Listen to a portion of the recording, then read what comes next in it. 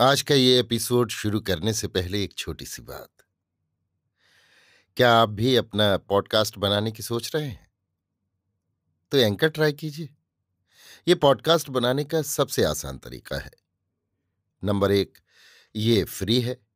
Number 2, इसमें कई सारे ऐसे टूल्स हैं जो आपको अपने फोन और कंप्यूटर पर रिकॉर्ड और एडिट करने की फैसिलिटी देते हैं। नंबर 3, आप अपने पॉडकास्ट को डिस्ट्रीब्यूट भी कर सकते हैं, जिससे इसे स्पॉटिफाई और दूसरे प्लेटफॉर्म पर सुना जा सके। तो डाउनलोड कीजिए फ्री एंकर ऐप या विजिट कीजिए anchor.fm पर अपना पॉडकास्ट स्टार्ट करने के लिए। ये तो थी एक छोटी सी जानकारी, और अब शुरू करते हैं एपिसोड का सिलसिला। तो आज के एपिसोड में लीजिए सुनिए ना पार्थ सारथी के लिखे उपन्यास ये गली बिकाऊ नहीं का भाग 6, मेरी यानी समीर गोस्वामी की आवाज में। एक बड़े बंगले के बागीचे में दाहिने छोर पर जो आउट हाउस था, माधवी मुत्तु कुमरन को उसमें ले गई। घर की बैठक, दालान, रसोई घर सब के सब बड़े सुरुचिपूर्ण ढंग से सजे थे। बैठक के एक कोने में टेलीफोन रखा हुआ था। घर में माधवी की माँ और नौकरानी के सिवा और कोई नहीं था। माधवी ने माँ का मुत्तु कुमरन से परिचय कराया। माधवी की माँ अधेड़ उम्र की थीं। उनके कानों में मलयाली बालियां डोल रही थीं। वो जरीदार किनारे वाली धोती, बालारामपुरम नेरियल मुंडू पहने हुई थीं। बहुत मना करने पर भी कॉफी पिलाए बगैर उन्होंने उन्हें नहीं छोड़ा। मुत्तु कुमरन ने तो यहां तक कहा था कि हम तो रात का खाना यहीं खाना चाहते हैं, आप तो कॉफी पिलाकर छुटकारा पाना चाहती हैं। चक्के यानी कटहल और वरुवल यानी चिप्स के साथ कॉफी पिलाकर बीच भेजते हुए उसने ताकीद भी की थी कि 8:30 बजे तक भोजन करने आ जाना। माधवी ने जाते हुए कहा था, एग्लियट्स बीच पर भीड़ कम होगी, वहीं जाएंगे। पर मुत्तु कुमारन ने ठीक उसका उल्टा विचार प्रकट किया। भीड़ से डरने और भीड़ को देखकर भागने के लिए हम दोनों में कोई गोपाल जैसे मशहूर तो नहीं। मेरे कहने का मतलब वो नहीं, मैंने तो बैठकर बातें करने के लिए सहूलियत देखी। जहां जाओ सहूलियत आप मिल जाएगी। इस सर्दी में कौन समुद्र तट तक आएगा? मुत्तु कुमरन ने कहा। कार को सड़क पर खड़ी कर दोनों समुद्र की रेत पर पैदल चले। दिसंबर की सर्दी और शाम के झुटपुटे में एलियड्स बीच पर भीड़ ही नहीं थी। एक कोने में एक विदेशी परिवार बैठकर बातें कर रहा था। उनके बच्चे रंग रंग की गेंदें उछाल खेल रहे थे। मुत्तु कुमरन और माधवी एक साफ जगह चुनकर जा बैठे। समुद्र और आकाश सारे वातावरण को रमणीक बना रहे थे। एकाएक मुत्तु कुमरन ने माधवी से एक प्रश्न किया। मावेलीकरे से मद्रास आने और कला के इस क्षेत्र में सम्मिलित होने की क्या आवश्यकता पड़ी, और वो भी क्यों और कैसे? इस तरह अचानक उसके सवाल करने की क्या वजह हो सकती है, ये जानने की इच्छा से या स्वाभाविक संकोच से माधवी ने उसकी ओर देखा। यों ही जिज्ञासा हुई, ना चाहो तो मत बताना। भैया भरी जवानी में मर गया तो हम माँ बेटी मद्रास चली आईं। फिल्मों के लिए एक्स्ट्रा की भर्ती करने वाले एक दलाल ने हमें स्टूडियो तक पहुंचा दिया। वहीं गोपाल साहब से मेरा परिचय हुआ। परिचय? माधवी ने कोई उत्तर नहीं दिया।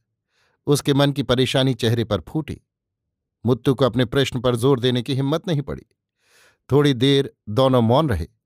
फिर माधवी मौन तोड़कर बोली, इस लाइन में मुझे जो कुछ तरक्की और सुविधा मिली है, उसके मूल में उन्हीं का हाथ है। गांव में तुम्हारा और कोई नहीं है क्या? बाप का साया पहले ही उठ चुका था, और जब भाई भी चल बसा तो हम माँ बेटे ही सब कुछ थे। कहते कहते उसका कंठ स्वर रुंध गया। मुत्तु कुमरन को उसकी स्थिति समझते देर नहीं लगी। भरी जवानी में कमाऊ भाई के निधन हो जाने से पेट की चिंता में माँ बेटी मद्रास आई हैं। सौंदर्य, शारीरिक गठन, कंठ स्वर आदि से मलयाली होने पर भी साफ सुथरी तमिल बोलने की योग्यता के चलते इसे तमिल कला जगत में स्थान मिला है। इस सुंदरी माधवी को मद्रास आने और कला जगत में प्रवेश पाने तक ना जाने क्या क्या दुख भोगने पड़े होंगे। ये पूछने का विचार मन में आते हुए भी उसने कुछ पूछा नहीं। हो सकता है इससे उसके दिल को ठेस पहुंचे और इस प्रकार के असमंजस में डाल दे कि सदाबहार सा खिला उसका चेहरा ही न मुरझा जाए। इसलिए बातचीत की दिशा मोड़ने के उद्देश्य से उसने अपने प्रस्ताविक नाटक की बात उठाई। इसे माधवी ने बड़े उत्साह से सुना और अंत में हंसते हुए कहा, इस नाटक में आप ही कथानायक होकर मेरे साथ अभिनय करें तो बड़ा अच्छा हो। वो हंसकर बोला, नाटक तो इसलिए तैयार किया जा रहा है कि गोपाल कथानायक की भूमिका अदा करे। जड़ को ही हिला दें तो फिर काम कैसे चलेगा? सो तो ठीक है, पर मेरा जी चाहता है कि आप मेरे साथ अभिनय करें। इसमें गलत क्या है? नहीं, मैं तुम्हारी बात की गहराई में जाकर और जोर देकर कहना चाहता हूं कि तुम मेरे साथ अभिनय मात्र करना चाहती हो, जबकि मैं तो तुम्हारे साथ जीना चाहता हूं। कहते कहते मुत्तु कुमरन भावावेश में बह गया और उसने उसकी फूल जैसी कलाई को अपने हाथ में ले लिया। माधवी की देह में ऐसी फुरहरी सी दौड़ी, वो मानो उसी क्षण उसी जगह उसकी इच्छा पर अपना तन मन वारने को तैयार हो गई हो। उसकी भोली सी चुप्पी और मोहक हंसी में मुत्तु कुमरन अपना दिल खो गया। बहुत रात गए तक वे समुद्र तट पर बैठे रहे। खाना ठंडा हो जाएगा, अब चलें? माधवी ने याद दिलाया तो मुत्तु कुमरन ने शरारत भरी हंसी के साथ कहा, यहां तो नवरस भोजन परसा है, जबकि वहां तो षडरस भोजन ही मिलेगा। संवाद लेखन के मुकाबले आपकी बातचीत भी अधिक अच्छी है। वो कला है, ये जीवन है। कला से बढ़कर जीवन अधिक सुंदर और स्वाभाविक होता है। बातें करते हुए दोनों वापस लौटे। माधवी के घर में रात का भोजन मलयाली ढंग से तैयार हुआ था। नारियल के तेल की महक आ रही थी। कमरे में फैली चंदन बत्ती की सुरभि, माधवी की वेड़ी में लगे बेले की खुशबू और फिर रसोई की सुगंध ने मिलकर विवाह गृह का सा वातावरण पैदा कर दिया था। डाइनिंग टेबल सादे किंतु सुरुचिपूर्ण ढंग से सजी थी। माधवी की मां ने ये कहकर दोनों को खाने की मेज पर बैठा दिया कि खाना वही परोसेंगी। इधर माधवी की मां परोस रही थी और उधर मुत्तु कुमरन आसपास टंगे चित्रों पर नजर दौड़ा रहा था। एक चित्र ठीक वहां लगा था जहां आंख उठाते उस पर दृष्टि पड़े बिना नहीं रह सकती।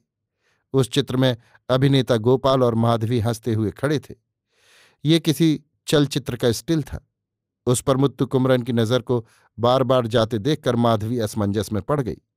वो नाहक किसी संदेह में नहीं पड़ जाए, इस विचार से माधवी ने कहा, मणप्पेड़ यानी वधु नामक एक सामाजिक फिल्म में मैंने नायिका की सहेली की भूमिका की थी। ये उसी का एक दृश्य है जिसमें गोपाल जी मुझसे मिलकर बात करते हैं। अच्छा, उस दिन इंटरव्यू के दौरान मैंने ये समझा था कि तुम में और गोपाल में कोई परिचय नहीं है। सबकी तरह तुम भी नई नई आई हो।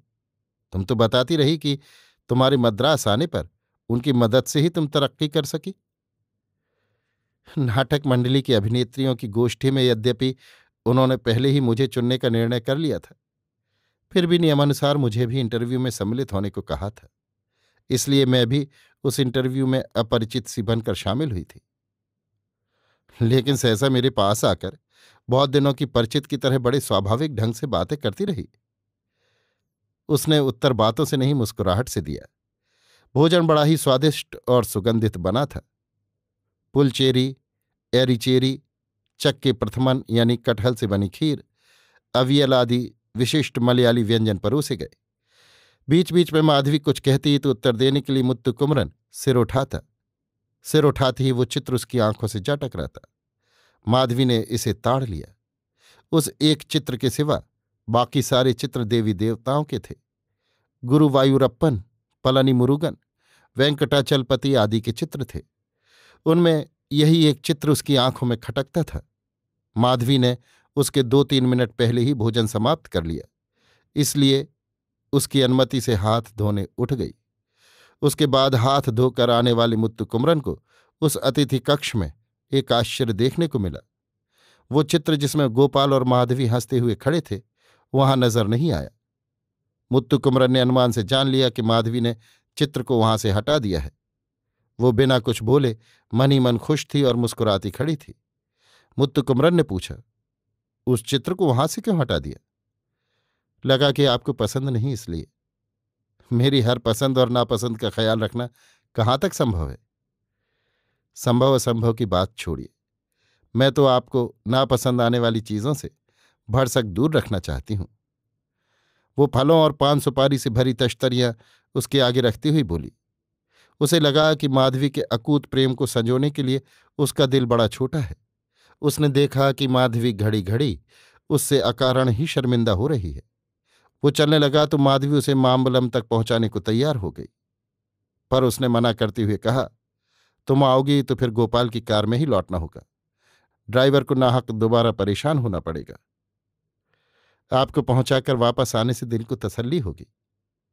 रात के वक्त तुम बेकार तकलीफ उठाओगी, सवेरे तो हम मिलने ही वाले हैं। अच्छा तो फिर आपकी मर्जी, मैं नहीं आती। मुत्तु कुमरन ने माधवी की मां से विदा ली। वो तो स्नेहमयी दृष्टि से देख रही थी। माधवी ने द्वार तक आकर विदा किया। रात के 9:30 बज रहे थे। कार के रवाना होने के पहले दरवाजे की ओट में माधवी मुत्तु कुमरन के कानों में फुसफुसाई, हमारे समुद्र तट की सैर की बात वहां किसी से मत कहिएगा। जानते हुए भी अनजान बनकर मुत्तु कुमरन ने पूछा, वहां माने कहाँ? उसके जवाब देने के पहले कार चल पड़ी। मुत्तु कुमरन को माधवी का उस तरह कहना पसंद नहीं आया। गोपाल को मालूम हो भी गया तो क्या हो जाएगा? माधवी गोपाल से इतना क्यों डरती है? इस सवाल का जवाब उसी के मन ने दिया। बिना किसी कारण के माधवी इतनी सावधानी नहीं बरतती। हाँ, गोपाल उसके जीवन का मार्गदर्शक रहा है। उसके प्रति आदर भाव और भय को गलत नहीं कहा जा सकता। तर्क वितर्क के बावजूद उसके मन को इसका समाधान नहीं मिला कि चलते समय कानों में आकर इतनी घबराहट के साथ उन शब्दों को कहने की क्या जरूरत थी। जब वो बंगले पर पहुंचा तब गोपाल घर में नहीं था। मालूम हुआ कि वो अल्जीरिया से आई हुई किसी कला मंडली का नृत्य देखने अण्णामलई मंडरम गया हुआ है। मुत्तु कुमरन को इतनी जल्दी नींद भी नहीं आई। उसने सोचा कि कम से कम 1 घंटा लिखकर सोने जाए। लिखना शुरू करने के पहले उसने जो कुछ लिख रखा था एक बार पढ़ा। माधवी उसकी पांडुलिपि की टंकन लिपि तैयार कर छोड़ गई थी, इसलिए उसे पढ़ने में बड़ी सहूलियत हुई। उसकी शुरू से आदत थी कि पहले के लिखे हुए अंशों को बार बार पढ़े और तब आगे के अंश लिखे। वो लिखते हुए ये सोचता हुआ लिख रहा था कि अण्णामलई मंडरम से लौटने पर गोपाल उसे फोन पर बुला भी सकता है, लेकिन लिखकर सोने जाने तक पता नहीं चला कि गोपाल लौटा कि नहीं।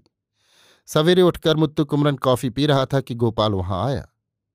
कहो उस्ताद, सुना कि कल शाम को बहुत घूम फिर कर आए। एलियट्स बीच, फिर दावत, एकाएक एकदम व्यस्त। गोपाल के बोलने के तरीके और हंसने के ढंग में तनिक व्यंग नजर आया तो मुत्तु कुमरन 1-2 क्षण के लिए बिना कोई उत्तर दिए चुप रहा। तुम्ही से पूछ रहा हूं, माधवी से घंटों बात कर सकते हो पर मेरे साथ बोलने का मन नहीं करता क्या? जवाब क्यों नहीं देते? इस दूसरे सवाल में मुत्तु कुमरन को और भी तीखा व्यंग नजर आया। उसके सवाल में ये ध्वनि सुन पड़ी कि बिना कहे और बिना पूछे तुम लोगों को बाहर घूमने जाने की हिम्मत कहाँ से आई? आगे चुप्पी साधना उचित नहीं। इस नतीजे पर पहुंचकर मुत्तु कुमरन ने कहा, किसने कहा तुम्हें? यूं ही जरा घूम आने का जी किया तो हुआ है, बस। बात यहीं पूरी नहीं हुई, वो जारी रही। सो तो ठीक है, तुम्हारे या माधवी के ना कहने से मुझे पता नहीं चलता, ये सोचा था ना तुमने? पता चल भी गया तो फिर अब क्या करोगे? सिर उड़ा दोगे? ऐसा करूं तो मेरे सिर पर बनाएगी। यद्यपि दोनों ऊपर से खेल तमाशे की बात कर रहे थे, पर दोनों के दिल में कोई चीज रड़क रही थी, कांटे की तरह, जिसे दिल की दिल ही में रखकर दोनों नाज नखरे से काम ले रहे थे। मुत्तु कुमरन के विचार से गोपाल ने अण्णामलई मंडरम से रात को लौटने पर या सवेरे उठने पर ड्राइवर से पूछकर ये सब जान लिया होगा। फिर भी गोपाल के मुंह से उसने ये जानने का प्रयत्न नहीं किया कि उसने ये कैसे जाना। गोपाल ने बात बदलते हुए पूछा, नाटक किस स्थिति में और कितने पन्ने लिखे जा चुके हैं? बिना कोई उत्तर दिए मुत्तु कुमरन ने मेज की ओर इशारा किया, जिस पर उसकी पांडुलिपि और माधवी की टंकित लिपि रखी हुई थी। गोपाल उठाकर इधर उधर से पढ़ने लगा। पढ़ते हुए बीच बीच में वो अपनी राय भी देने लगा। लगता है नाटक के मंचन में काफी खर्च करना पड़ेगा, दरबार आदि के अनेक दृश्य बनाने होंगे। अभी से शुरू करें तभी ये सब वक्त पर पूरे होंगे। कॉस्ट्यूम्स का खर्च अलग से होगा। मुत्तु कुमरन ने उसकी राय काटने या मानने की कोशिश नहीं की, बस चुपचाप सुनता रहा। थोड़ी देर बातें करके गोपाल चला गया। बातों के बीच गोपाल ने नाटक की तारीफ करते हुए कहा था कि शुरू सचमुच ही बढ़िया और सुंदर बना है। मुत्तु कुमरन को उसकी तारीफ गहरी नहीं, सतही लगी। उस समय उसके दिल को कोई दूसरा विषय कुरेद रहा था। अपने घर आकर ठहरे हुए मेहमान के विषय में, अपने यहां पगार पाने वाले कार ड्राइवर से ये पूछने वाला मालिक कि वे कहाँ जाते हैं, क्या करते हैं, किससे मिलते हैं और क्या बात करते हैं, कितना संस्कारी होगा। ऐसी पूछताछ का शिकार बनने वाले मेहमान के प्रति ड्राइवर क्या आदर भाव दिखाएगा। उसके दिल में ऐसे ही विचार दौड़ रहे थे। हो सकता है कि गोपाल ने रात को या सवेरे माधवी ही को फोन कर पूछ लिया होगा।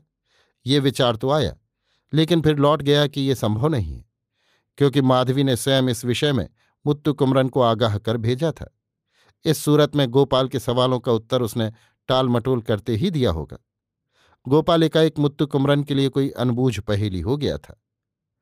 मुझे अपने खर्चों के लिए कोई कष्ट न हो, इस उद्देश्य से 1000 रुपये भेजने वाला दोस्त एक छोटी सी बात के लिए इतने रूखे व्यवहार पर क्यों उतर आया है।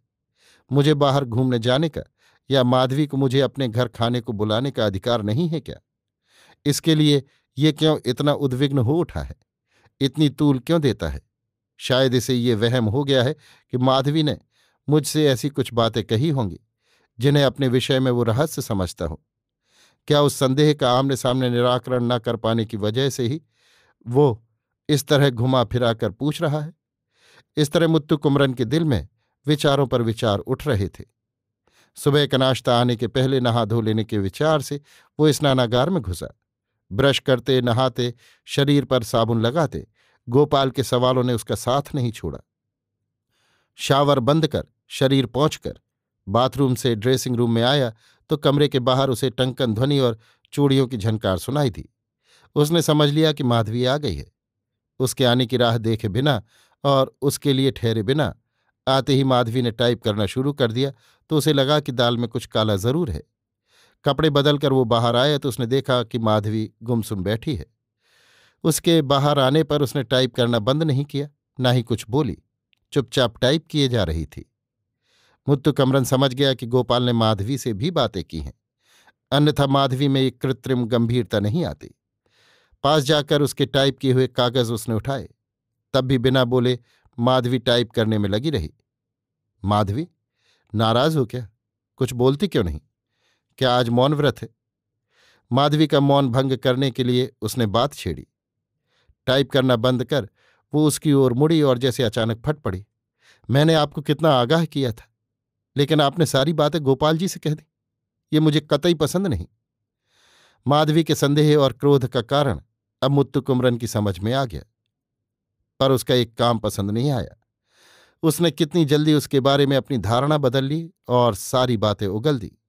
गुस्से में उसकी भौहें तन गईं और आंखें लाल हो गईं।